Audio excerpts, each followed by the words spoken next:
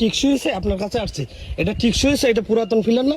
হ্যাঁ পুরাতন পিলার। তাহলে পুরাতন ফিলার কি এখানের মাঝে কি কোনোভাবে কি আপনার রুলসে আছে যে পুরাতন ফিলার কেন আপনি লাগাইবেন? আমার বলেন না, আপনার ইঞ্জিনিয়ার কি বলছে, প্রকৌশলী এই কথা বলছে যে পুরাতনটা লাগে? সব রুলস মানেন না রুলস বলেন।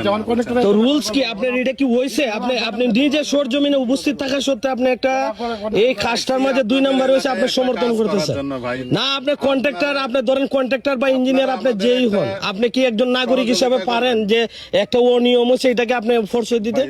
এটা তো আপনি অনিয়মকে আপনি ফোর্স দিতেছেন না। আপনার চোখের সামনে এই ঘটনাটা আপনি কিভাবে বলেন যে এটা ঠিক আছে? ভিডিও করতেছেন, করেন, এটা নিয়ে কোনো না না, ভিডিও তো করতে হবে, এটা তো এলাকাবাসীর পক্ষে, এটা তো আমার ব্যক্তিগত ভিডিও না। এখন আপনার চোখের সামনে দুর্নীতি হয়েছে কিনা, অনিয়ম আছে কিনা আপনি দেখছেন?